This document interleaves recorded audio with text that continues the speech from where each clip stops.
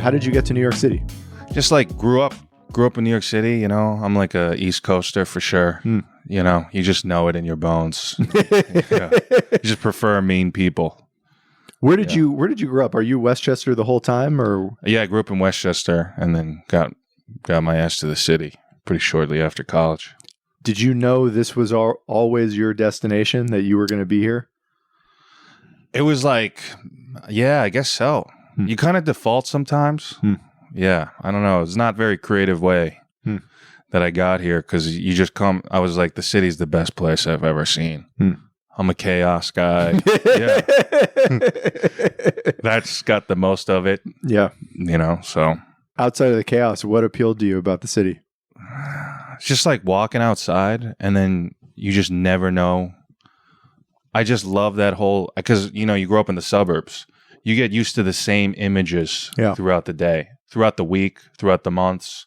You can almost recall it in memory. It's so seared in, like the same sort of perspectives on like a bench or a tree, or like driving up to your house. You pass by the same set of houses. You can almost commit the path to memory. Yeah. And then you come and walk down the city and you have no idea what the fuck is going on. Random shit, you know, like little street plays of just serendipitous stuff going on. That's the best part. You can never sort of you can see the same stuff, but there's always going to be something different around it. A new piece of trash. You know? The serendipity, the randomness. The randomness. It's like a weird immersive play. I remember like being in a subway station like 4 a.m. and just like sitting there waiting for the train to come. You know, crazy people. They were like on weird loops. It was like a weird play happening. Did you go away for college? Yeah. Where'd you go? Carnegie Mellon in Pittsburgh. Right. Yeah. And I know a little bit about where you eventually went with your professional world, but were you always into comedy as a kid? Yeah. What were you into? That was my favorite. It was Friday nights, Comedy Central presents.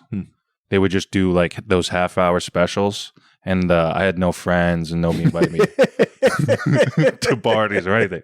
So I was like home Friday night, always watching these specials, and then comedy albums, you know, Lewis Black, Blue Collar Comedy Tour, Seinfeld. Yeah, you know, Ron White. I ran the gambit. It was the best. I love stand-up. Did you have a sense that you wanted to be involved outside of being a fan of those people? Did you want to actually actively get involved in that world? Yeah, always. Always. I think I did my first stand-up set in like 3rd grade. Really? Yeah. Huh. I got like kids together at recess. Yeah. You were holding court at recess. Yeah. I just loved it. And I loved being funny. That was like the only thing I had through high school. I was like, I have nothing else. I don't have grades. I don't have good grades, that good of grades. My parents weren't that pleased with me. You know, I didn't have like a lot of, you know, I had like 2 good friends. No chance of getting laid. I was like, but I think I can make people laugh. Yeah. Did you have a certain style from early on? Were there certain things you liked to be funny about? Was it slapstick? Was it commentary? What did you enjoy talking about? I really loved Adult Swim. So I loved like irreverent, absurdist stuff. You know, postmodern, meta. That was like when I was in high school. That was my jam. Like anything like off the walls, weird, nonsensical. Yeah. Tim and Eric. Metalocalypse, but also like love Seinfeld, first season of The Office, just anything like kind of weird. I just couldn't get enough. Did you keep doing stand-up periodically you started in 3rd grade? Did you get into actual performances in middle school and high school? No. Because then I think what happens is then you like grow self-conscious. Yeah. You know, and it took me years to defeat that. I went to open mics in college, and I was like, I can't do this. Because the entire day, my adrenaline would be peaked. I'd be shitting my pants all day to do an open mic and then get up there for 5 minutes. And I was so nervous up there. Like the way I describe it is like, you ever play Guitar Hero? Yes. You know, when you're like starting to bomb in Guitar Hero and the notes keep coming and that meter is just in the red. That's how it felt standing up there. Just like the meter's in the red, immediately in the red, and the notes just keep flying at you and I can't hit them. I was like, I can't do this for real. You know, but then you get older and you realize like, wow, people really don't care about you that much. And then, you know, I could do it. I know you went to Pittsburgh for college. Yes. What were you trying to do? What were you studying? I did behavioral economics. Huh. I double majored in behavioral economics and creative writing, and then minored in policy and management. So I was like trying to be employable and then do what I really wanted to do. So I was like, if I couldn't perform stand-up, I'd do the next best thing, which is just write. When you were in college, was being a comedian your ultimate objective? No. I was like, the comedian thing is done because I'm too self-conscious, you know, and I'm too like afraid I'm going to fuck up and be embarrassed, you know. So I was like, the next best thing is to write because you can just do that in your bedroom and just like generate ideas. You never have to face people. So I was like, I'm going to try to be a short story writer, you know, do the MFA thing. Yeah. What happened to that plan? I was like dumb. I was just dumb. You know, I got even too lazy for that. And then I took a comedy class and I was like, oh, rather than having to write like 20 pages, I cannot even write, just come up with goofy ideas. So it was really your own laziness that kind of makes you settle into comedy. Because you're like, wow, it's the least amount of writing I have to do to still write. Yeah.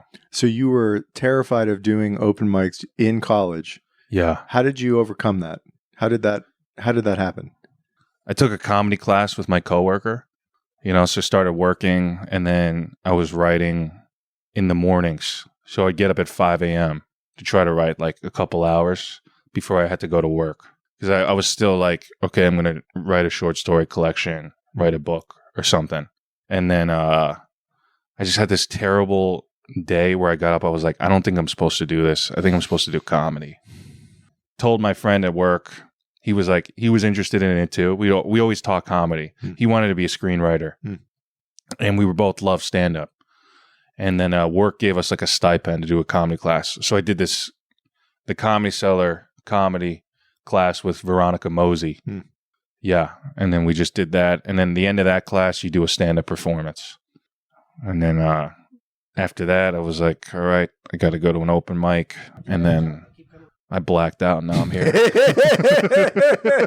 9 years later. When you took that class, were you going professionally in another direction? Did you have a job at that point? Yeah. Where were you heading? Were you in the programming world? What were you up to? I was in digital advertising. The dream. You know, the best thing in the world. Yeah. One of the great beneficiaries. You know, things benefiting society. Absolutely. Yeah. So then I was doing that for a number of years. Great people. You know, I have no, you know, the company I worked for was great. You know, the task that the company had set itself to do was not that great. But and then like through that, I actually became a software engineer. Like through working there and just bouncing around. You know, just trying to stay employed to keep comedy going. It was always like a dualist nature that I lived for a long time. Did you find that work painful? I mean, the whole time, are you thinking to yourself, I just need to hold on to this job so I can continue? Oh, yeah. It's the worst. It's the worst. But I'm, you know, what are you going to do? If you're still too afraid to kind of like make, you know, just be out in the desert, you have no options, right? It's like, oh, gotta keep working. I'm still too scared to just like totally let go, you know, and that takes time. So I was like, while that was happening, I was like, let me just save as much money as I can until one day a magical moment will appear where I'm ready, you know? Hmm. And it took like 8 years. Yeah. Really? Yeah.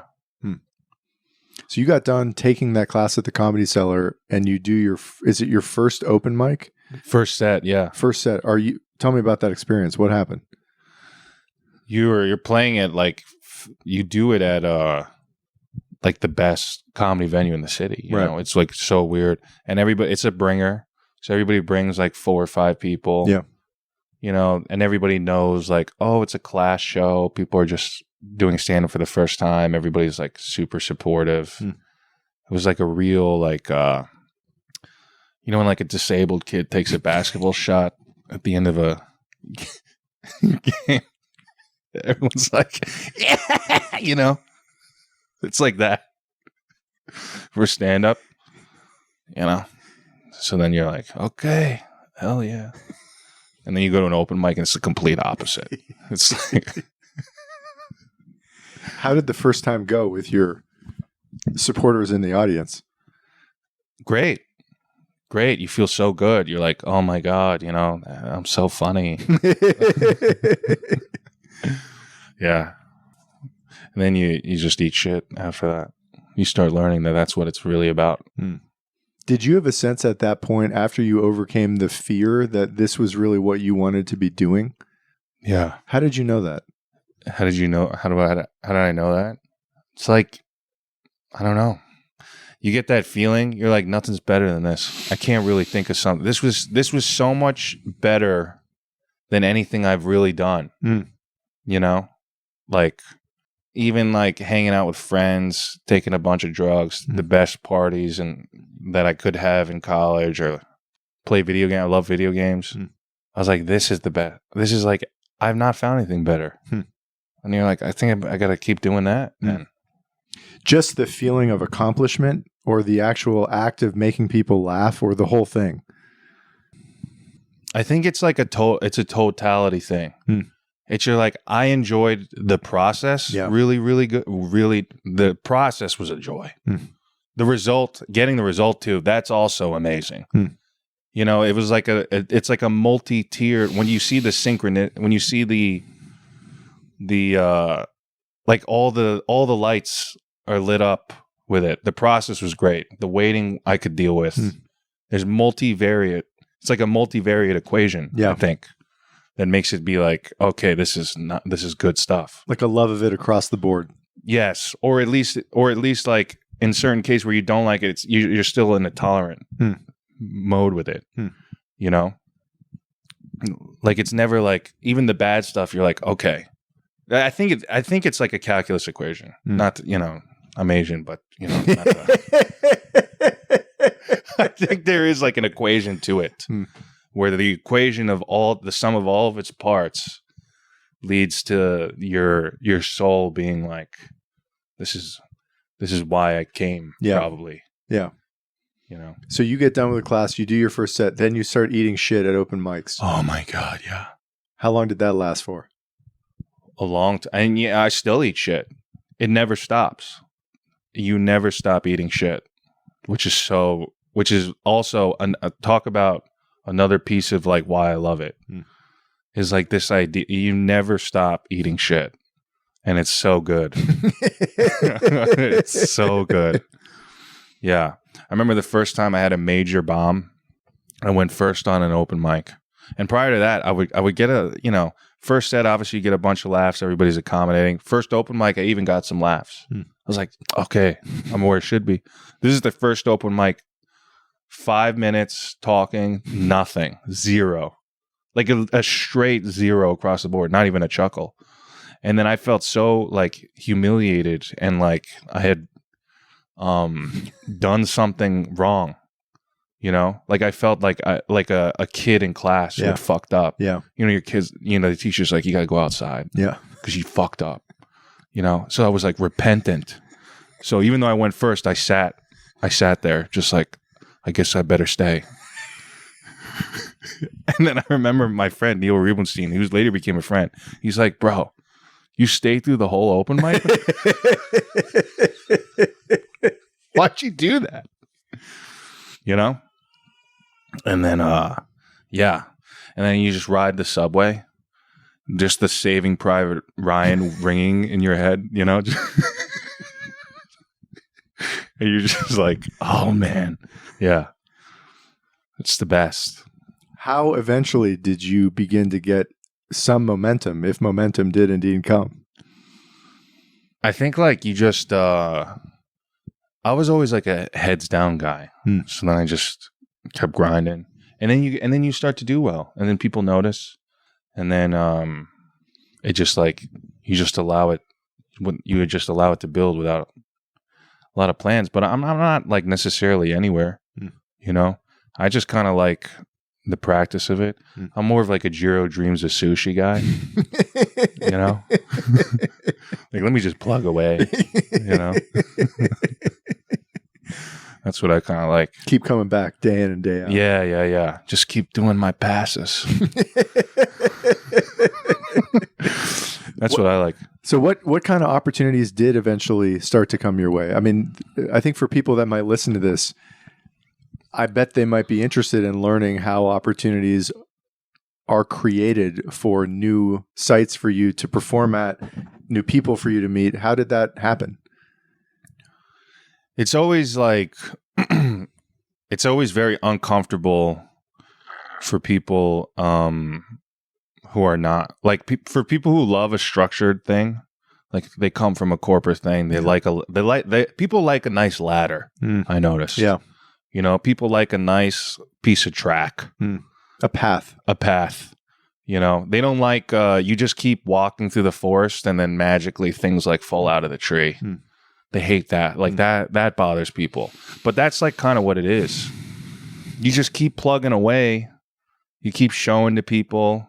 And then, you know, it works its way through reality.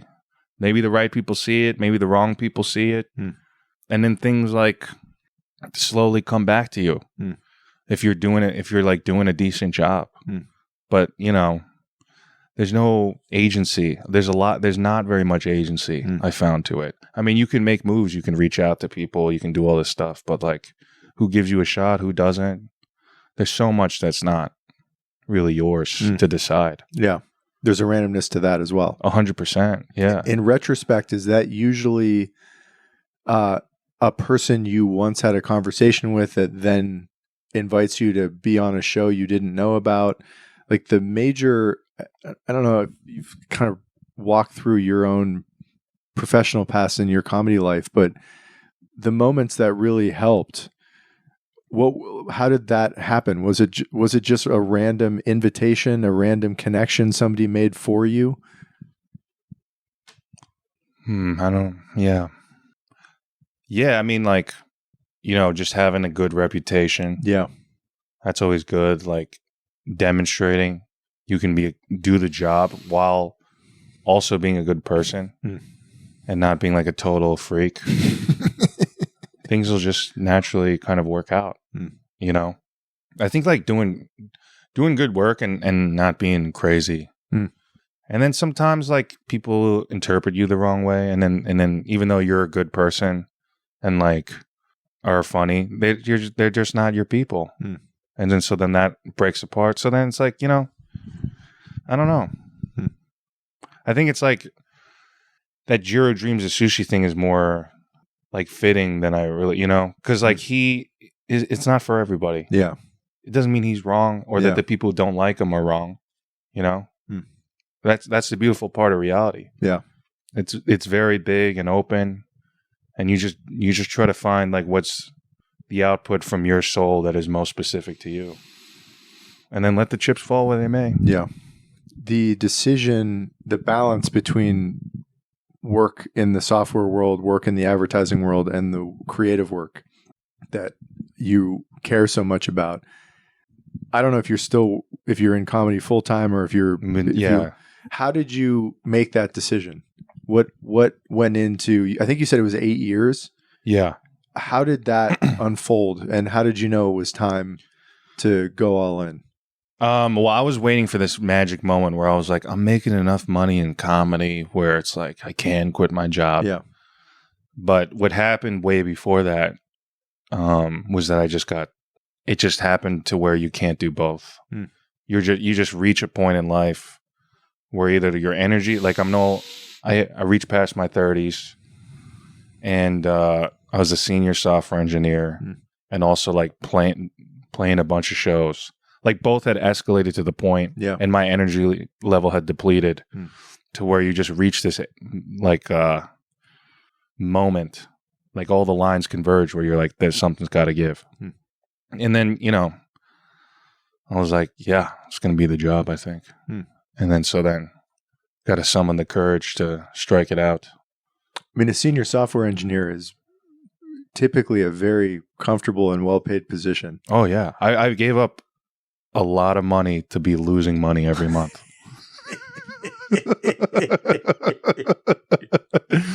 But it was something I prepared for a long time.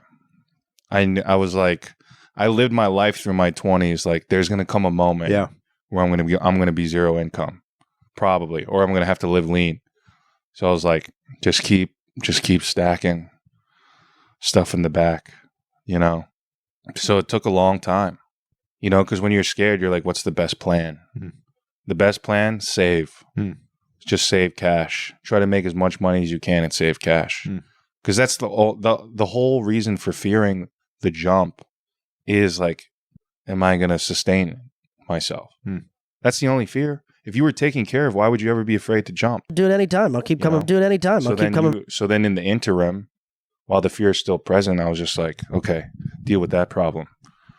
Keep making money. Keep saving. In retrospect, how valuable has it been for you to have had that discipline in your 20s of stacking and saving and knowing that there might be a day, there probably would be a day where you would need to reach back and leverage what you had earned to help with what you actually wanted to do? I don't know. I can't answer your question because I don't know the alternative. Yeah. It just was what it was. In an alternative universe, maybe I had a bigger set of balls. I quit my job in my 20s and I'd be a lot farther along now. You kind of don't know. And I know people who did that. I played the safe route, and I know people who went all in early, and some of them are doing much better, and some of them are not doing anything anymore. So you kind of can only play it how you would play it. That's the cool part. In a weird sort of way. You could wish you could play it this way or that way. I know a lot of people have regrets for starting later. I don't that doesn't like necessarily fit my philosophy. I'm like, with this type of thing, when you're doing something personal from the soul, you only get to play it how you play it. Like what comes out is that's it. There's only one way. I had familial obligations. I couldn't be a complete bum, given my culture and, the sense of obligation I felt towards my parents' sacrifice. Yeah. So then, quitting my job with no money in the bank or like not proving anything out, that was in my hand of cards to play. So. What was your parents' sacrifice? I'm first generation, and as any first generation knows, you hear about what it took to come here. So you get propagandized pretty early. So you're like, shit, I can't be a bum. Damn it. I'm sure, we were talking earlier. I'm sure you feel the same way, Like your parents went through a journey. Yeah. And they saved you some of the teeth of reality. It's true. So then you're like, okay, goddamn. Yeah. I can't be a total fuck up. I can't be a total fuck up, I can't repay what they gave me by making their life worse. That's true. And you're just like, no way, I can't, for what? So I could tell dick jokes in the basement? I mean, that would be the ultimate height of piece of shitness. Do you know why they came to the country? Because, they just had messy, Asia's a mess, man. China, the Chinese side, I'm half Korean, half Chinese. Okay. Korea at the time, they were like 20 years off of the Korean War. They thought that shit was going to pop off again. They were really close to also. Like they would discover tunnels from North Korea into South Korea. Like they thought at any moment Korea War was going to happen again. So that's why my grandfather got out of that. The Chinese side, Mao did his thing, which like affected my family a great deal. So they were just like, let's get out of here. Should have stayed. Yeah, maybe. When you finally make the jump and you leave this well-paying software position, did you have more work to do than you knew what to do with? I'd love to hear about how you hit the ground running when you finally are at this point where it's like you're paying all your own bills. You're, as you said, you're losing money to do what you love. What did you do in terms of workload? I immediately fucked off and just dealt with my burnout. Because you're spending. I spent 4 years in a state of complete burnout. Continuing to gnash my teeth, just fucking not quit. No, don't quit anything. So then immediately, like when you just have the day back, you like want to hit the grind, and then your soul is just like, nah. You need to rest. You need to rest. You need to heal. You need to and that's the greatest blessing. I'm so grateful that a former version of myself could give me the opportunity to fix his fuck up, of just working like that. But, yeah, I think that was it. Just finding, where you're at again, instead of being like angry and a piece of shit, being happy.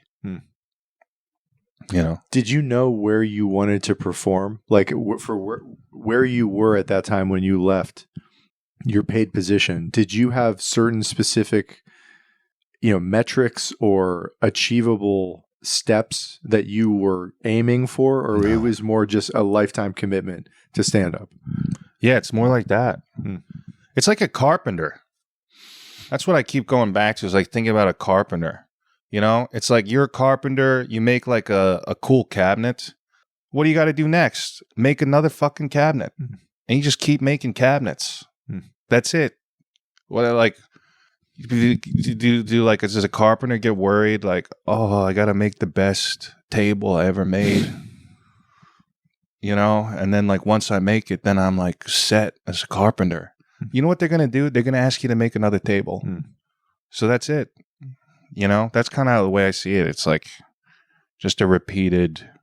And also I learned like, it's probably not the best. It's probably not the end all be all. Like I'd almost rather not ever make it and just be a fulfilled person. That's like way better than be like, have made it and be like miserable. That seems stupid. Why not be a fulfilled person and have this like be a part of who I am? Like a place where I can express myself. Because you end up I don't know. I'd love for you to talk more about that, because I think that's such a brilliant answer. And I tend to agree with that sentiment in life in general. Because to me, peace of mind and contentment, I'm not really sure what else you're looking for in this world other than those two things and maybe a few other things. How did you come to that conclusion? Because you get success, and then like I got some success, like little goals, if I was like, and then you play this game with yourself. You're like, okay, if I get that, I think I'm gonna feel really good. Like when I was in college, my biggest thing was like, if I could just be in an artistic community where I have the respect of my peers, I don't think I'll ever feel sad again. And then you get stuff like that, and you find, oh no, I'm the most sad I've ever been. Right? Because there's like a reliance. There's a weird reliance on goals, and in some way, people have referred to it as like this hedonic treadmill of constantly striving and then being miserable until you forget, and then you can create another fantasy for yourself again. I just remember like I won some sort of stupid comedy competition. I had burned myself out to prepare for this comedy competition. I did like 20 sets a week for 2 months, just preparing for this competition. And then I won. And I think within a day, I was like the most depressed I've ever been. because it felt like I had worked so hard to win a race. And then when I got to the end of the race and won, all that I got was them being like, well, you can run another 10 miles. I was like, I got burned out to get to this line. And then all you win is to run more. So then you're like, okay, there's got to be, I need a deeper ethic here. You know, I don't know. What do you think? I agree. And yeah. So what is that deeper ethic? And maybe more practically, like what does an ideal day or week look like? I mean, to kind of hit the sweet spot of contentment or achievement as you define it. Like what would that look like? I think it's just like, you know, you do all this stuff, so then you do exactly what it is so that afterwards you're not like feeling like shit. That's kind of it. Yeah. That's some wisdom right there. Yeah. If you don't feel like shit, you had a good week. If you feel like shit, you think back to the week and you're like, what did I do to make myself feel like shit? And then the next week you don't do that. What is you mentioned burnout a couple of times, which I can definitely relate to. What you know, in terms of number of sets, I don't know if there's like you won't do more than X number because you know that's flirting with the burnout number. Like what is a range that you have found just personally in terms of volume of work that seems to work, that is sustainable without causing misery and burnout? Well, it's like dangerous to define that early too. True. Yeah. You know, because I think like a healthy amount of like pushing your limits is required. Yeah. You should also be in a state of discomfort. I think like this, like for it to be totally comfortable, I think is not great either. You know, I think it's like, so it's like really just navigating that. I always told myself like, you know, you should win 50%. I identified a moment where there's like a moment of like, I should do this. And then my whole body is pulling me the opposite way. It's like a very peculiar moment in life where you're like, this is what I should be doing. But then almost everything else is like, let's move the other way. And I'm like, win 50% of those where you actually go do the thing that like your whole body's resisting. If you can win 50% and just keep winning 50%, 50%, 50%, then I think that's like fine. I try to win the majority of those now. Yeah. Like if I'm like, I should be doing that, but I really don't want to. Just try to win the majority of those, you know? You think that resistance is mostly laziness or something else? Probably like I've heard it said biologically, it just all your biological systems wish to maintain homeostasis. Yeah. So then there's just a natural when you're changing gears, as they say, you're having to use more energy to kind of like shift, you know. Because everybody says the same thing. Once I'm actually doing it, it doesn't feel that bad, you know. So it's always the shift. No, your body doesn't like the shift. Your mind doesn't like the shift. It's hard to get over. Yeah. I've always loved the line. This is about exercising, but the heaviest weight at the gym is the front door. Yes. Just 100%. Getting it going. 100%. The worst part of the gym is the going. The walk. It's a genius, but yeah, that's a great line.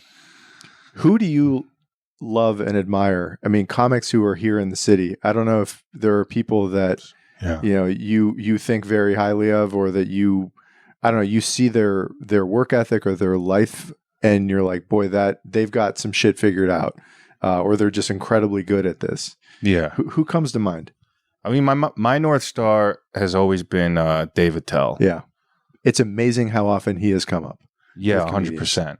Because Dave Attell represents a kind of purity that we all wish we could get to. We're all sitting here posting social media clips, like trying to make it because we're just lower forms than that man. You know, we're just succumb to the weakness.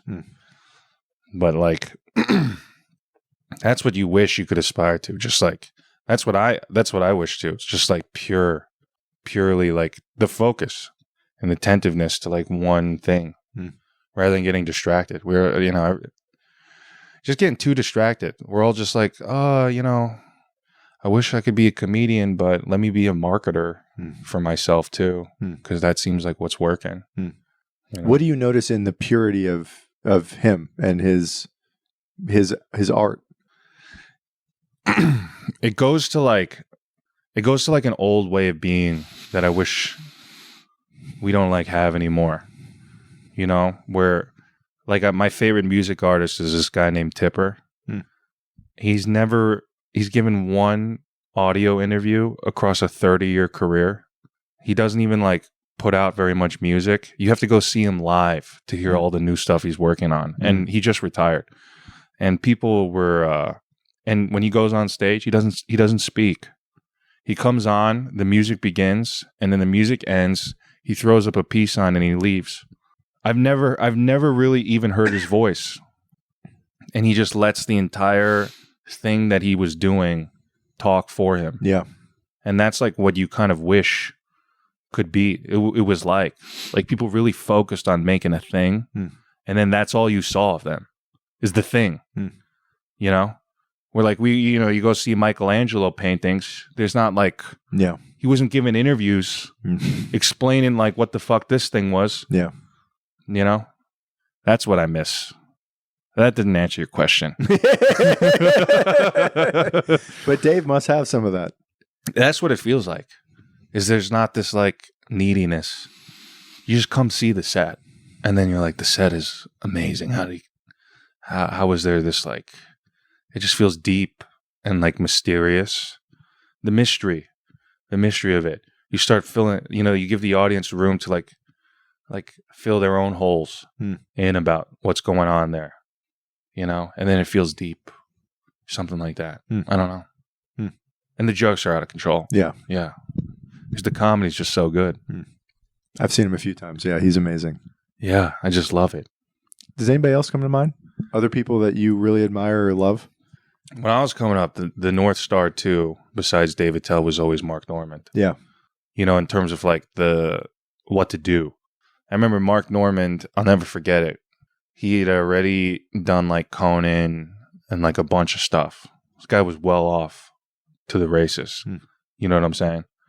And then I was hosting a 4:30 open mic, leaving work early. And when you're at a 4:30 open mic, it's just degenerates. it's like exclusively degenerates. Yeah. Because who's around at 4:30? Right. I was a degenerate too, just like my whole team was still working. I just like leave. And he would still come. Norman would come at 4:30 and just like work out stuff. And he already had a career. And he was with us pieces of shit just starting off. And then that revolutionized like what I thought about like what that's like why I adopted the Jiro Dreams of Sushi, because I was like, you never stop making the passes. The person who keeps their head to the work. That's what it is. That's what it's about. Getting better at the thing. And committing. And just never being above it. I loved the humbleness of that. Like you see all these people like they get stationed in life and then they become too good for stuff. But just that like the rawness of that, like none of that matters, just the work. I don't know. It was inspiring to me. I wanted to be like that rather than being like a big-headed, like look how great I am type of guy. How do you make the content? How does your material, is that stuff that comes out from long walks that you jot down on your iPhone? Do you have time structured every morning where you write? How do you go about doing the actual work before the sets? It's all random. To me, it's all random.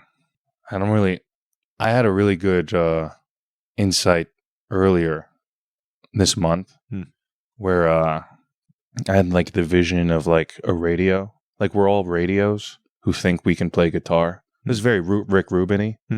But like we're radios who think we can play guitar because we make the guitar noise come out of the speaker. But it's like we're not doing it. anytime you've had a creative idea, it always just like, it's just there. it's just materialized. You just tuned into it and then it popped in. So then like, and then I realized even the extent to which you try to add your own musical flavor, that's just introducing static and bullshit. So then now I just try to keep as blank as possible. Show up. I still sit in front of a thing, but then let me not meddle too much, and then just take what comes, and then the worst habit I'm trying to get rid of is being like, this won't work. You know, that's the worst. I've spent years holding myself back with that type of shit. You come up with an idea, you write it down, you're like, that's not going to work. No, just let it grow. It's like telling a kid that it's a piece of shit at like 3 years old. Of course it's not working. Let it grow. Let it like grow, you know? So I'm trying to do that. Just let things grow organically and let things come, you know, and not get in the way. Not get in the way. You know?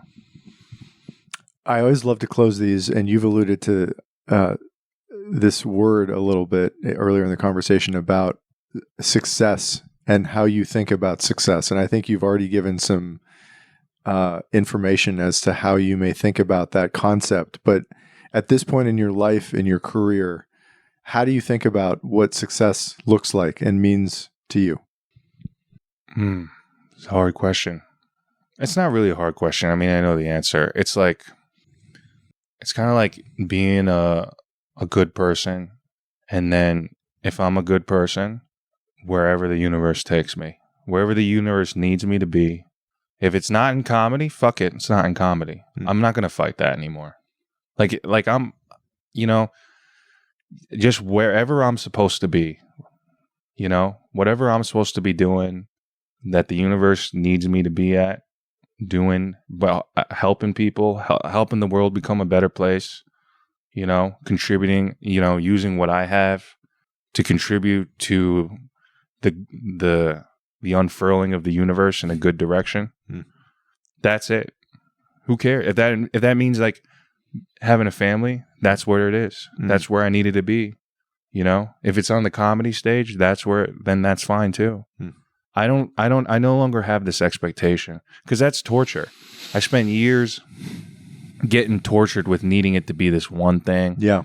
That thing. And forcing it. Forcing it. Yes, exactly. And then when you look at the equation, when you look at the probabilities, you're like, oh, of course I'm depressed. This is an equation of depression. I'm forcing reality to give me a thing that like 30 people get to have. Like, what are the chances that that's going to like really work out? Not very high. So then you feel the crushing probability of that every single day subconsciously. No wonder people are depressed, you know? But if you do things that you love and you're just like, well, you know, I give it up to the universe to put me in the best place. Well, you get happiness. And align with the things that you really love. It'll work out. I think there'll be, I can't articulate it in a way that doesn't sound like very foo-foo, but I think there is like a thing where it's like what you're good at, and if you just like let it work itself through the digestive system of reality, you'll end up somewhere that'll be right. It's like thinking that you know better, you end up in worse places, I think. Like I think like trying to control it is like with a worser place. Because how can you conceptualize of something? We're all limited. So like the best thing is something that you can't think of by definition. Because if you could think of it, then it would just be like within your realm of understanding. But what about the thing that's like better than you could have ever thought of? Well, that's outside of you. You know, the best place is something that you can't even think of. Because if you could think of it, then it's like, it by definition, how do I like, I don't know. Am I talking mumbo jumbo? I know what you mean. Is this making sense? Yes. I just think like the best thing that we could possibly have for us is probably outside of what we think could happen, you know? And so then the only way to get that is to actually let go. Because then you can only get what you can think of, which is limited because you're limited. And maybe aligning with the river, the stream that is connected to what works for you, what you actually genuinely enjoy and love. Yeah. You know, connecting with that, and then like not fighting. Like, you know, really not, you don't have to fight, I think. You know? I mean you do. Of course you have to fight. But like being okay with wherever it goes, I think is like what I want to do. I just want to go where it takes me. Dude, this is great. Hopefully. Thank you. Rather than that, was this okay? I hope so too. Appreciate it, man. Thank you, dude.